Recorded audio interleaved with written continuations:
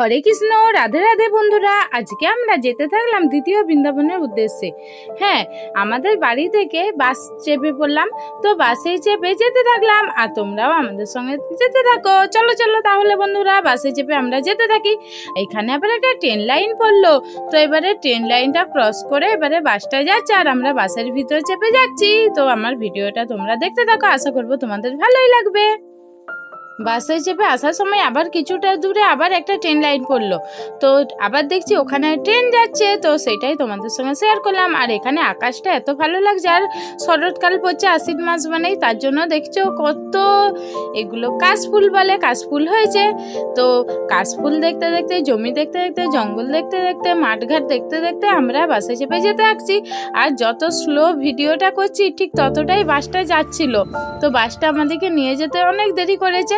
তো তারপর আমরা ভোগের কুপন কেটে নিয়েছিলাম 50 টাকা দিয়ে, ঠাকুরের ভোগের কুপন মাত্র 50 টাকায়। তো আর দেরি কেন, যারা এখনো যাওনি দ্বিতীয় বৃন্দাবন, তো চলে আসো, পাঁচমুড়া নামক গ্রামে অবস্থিত। আর এখানে ত্রিধারা মিলন মন্দির বলে এখানে। তো এখানে আছে শ্রী রাধা কৃষ্ণের ছবি, মূর্তি, পুজো হয়। তো দেখতে থাকো, সব ছবি আছে, মূর্তি আছে, আর শ্রী রাধা কৃষ্ণের রূপগুলো আছে। তারপর কালী মায়ের মন্দির আছে, রাম লক্ষ্মণ সীতা মহাবীরের মূর্তি আছে, তারপর বাবা ভোলানাথ আছে। কাকে ছেড়ে কাকে বলি, সব ঠাকুরই এখানে সমাগম হয়েছে। তো আমি বাইরের পরিবেশটা তোমাদের সঙ্গে একটু শেয়ার করলাম জানলার ফাঁক দিয়ে। আর এখানে দেখছো হাজারদুয়ারির মতন অনেক জানলা। আর এখানে দেখো কালী ঠাকুরের মূর্তিটা এমন স্বয়ং করেছে, মনে হচ্ছে যেমন মা কালী মা স্বয়ং। আর এখানে সতীর দেহ ত্যাগের পর বাবা ভোলানাথ সতীকে নিয়ে 51 পিঠ ঘুরছিল। আর এখানে বাবা ভোলানাথের মূর্তিটা দেখো শ্বেত পাথরের, আর এখানে মা কালী মায়ের মূর্তিটা দেখো। আমরা গিয়েছিলাম কৌশিকী অমাবস্যা ধরে। তো কৌশিকী অমাবস্যার দিন গিয়ে আমার মনটা এত আনন্দ লাগছিল যে আমরা মা কালী মায়ের দর্শনে পেয়ে গেলাম, বাবা ভোলানাথকেও দেখতে পেলাম। তো তারপর রাধা কৃষ্ণের তো মূর্তি তো আছেই। তো এখানে এসে মনটা পুরো ভরে গিয়েছিল, মনে হচ্ছিল যে আমার সত্যি আমরা বৃন্দাবনে এসেছি।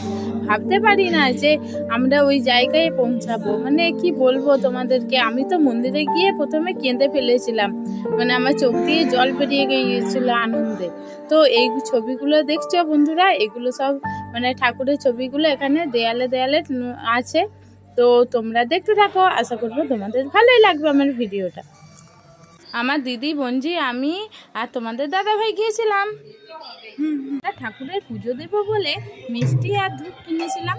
তো এখানে দেখছি খোল করতাল নিয়ে দাদারা বসে গিয়েছেন ঠাকুর নাম করবেন বলে। তো আমরাও এখানে একটু বসলাম, তো ঠাকুরের নাম সংকীর্তন শুনলাম আর ঠাকুরের মূর্তিগুলোর ছবি আর ভিডিও করতে থাকলাম। তো আমার বন্ধুদের সঙ্গে শেয়ার করব বলে, আশা করব আমার বন্ধুদের ভালোই লাগবে। তো দেখতে থাকো আমার ভিডিওটা। এখন দুপুর 12:30 বাজে। তো এখন শ্রী রাধা কৃষ্ণর ভোগের আয়োজন হয়েছে আর বামুন ঠাকুর আরতি করছে। তো সেটাই তোমাদের সঙ্গে শেয়ার করছি, যতটা পেরেছি ততটা ভিডিও ক্লিপ নিয়েছি। তো তোমরা একটু দেখতে থাকো।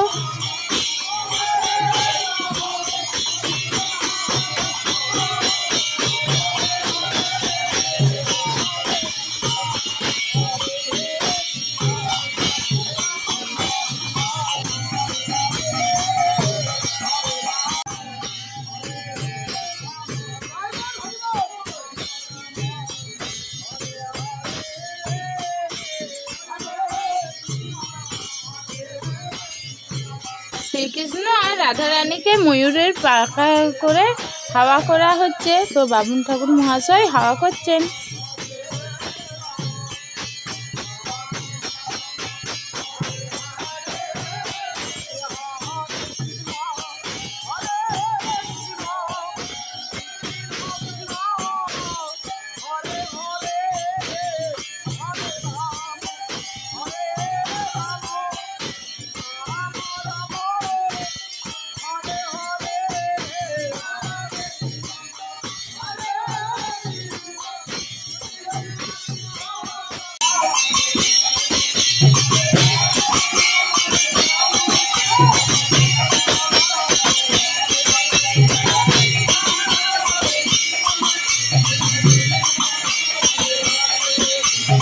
এখন চামর দলিয়ে আরতি করছেন ঠাকুর মহাশয়।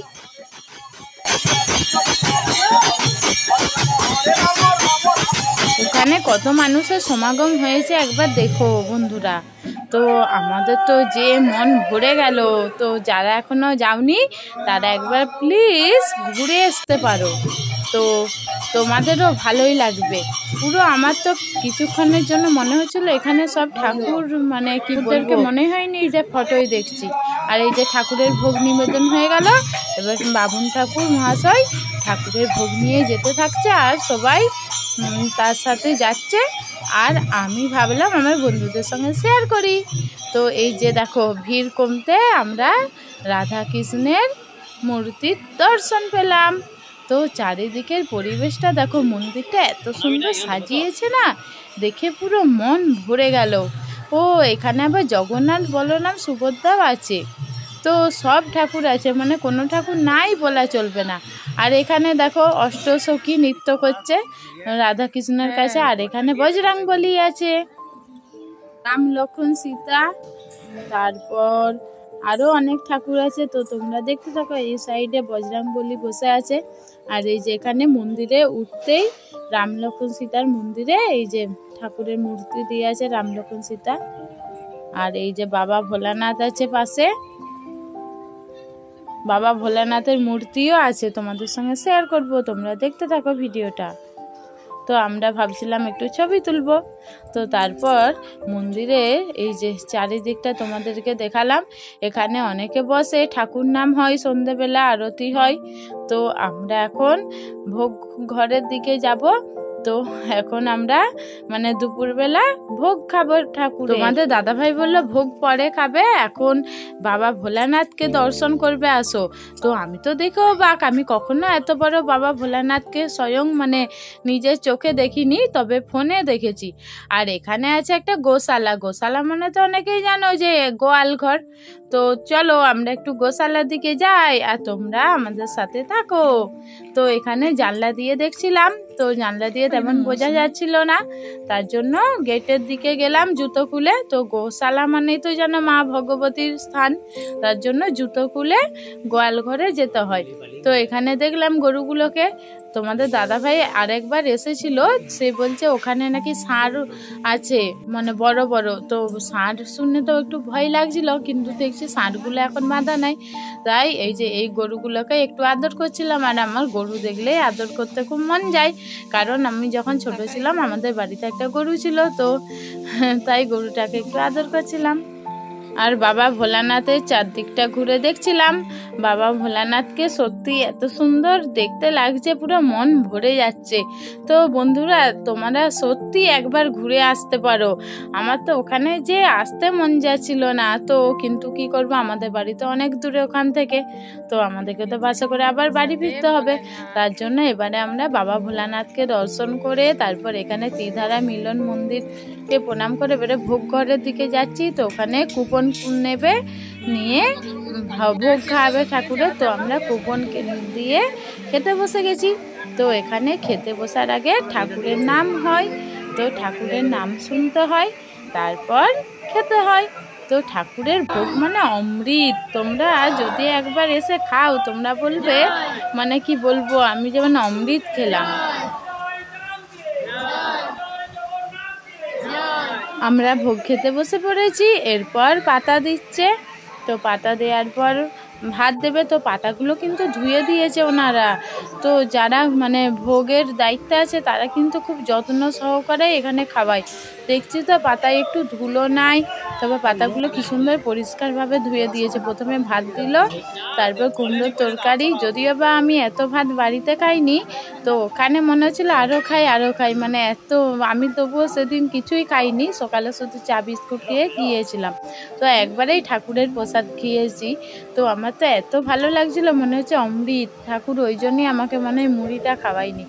তো প্রথমে ভাত দিয়েছে, তারপর ডাল, তারপর কুমড়োর তরকারি, আলু পোস্ত, তারপর মানে যে যেরকম যতটা নেবে ততটাই দেবে। তো দেখতে থাকো আর কি কি দেয়। তারপর চাটনি, আমরা কাংরাঙ্গা দিয়ে, তারপর পায়েস। তারপর খাওয়ার পর পাতাগুলো ফেলে দিলাম। ওখানে একটা গাড়িতে। তারপর এখানে কাঠে রান্না হয় সেটা দেখলাম, আর বাবা ভোলানাথকে প্রণাম করলাম। তারপর আবার ত্রিধারা মিলন মন্দিরে প্রণাম করে এরপর বাড়ির দিকে রওনা হব। তো বন্ধুরা, তোমরা কে কে যেতে চাও প্লিজ একবার চলে যাও পাঁচমুড়াতে। তো পাঁচমুড়াতে বললেই হচ্ছে ত্রিধারা মিলন মন্দির যাব, তো সবাই দেখিয়ে দেবে। তো আমরা এবারে মন্দিরকে টাটা করে ঠাকুরদেরকে প্রণাম করে এরপর বাড়ির উদ্দেশ্যে বেরিয়ে পড়লাম। এবার বাড়িতে তো যেতে হবে, তো সন্ধে হয়ে গেলে আমাদের বাড়ি অনেক দূরে, তো তার জন্য আমরা বেলাবেলি বেরিয়ে পড়লাম 4টের সময়। তো এবারে বাস ধরার জন্য একটু দাঁড়িয়ে আছি।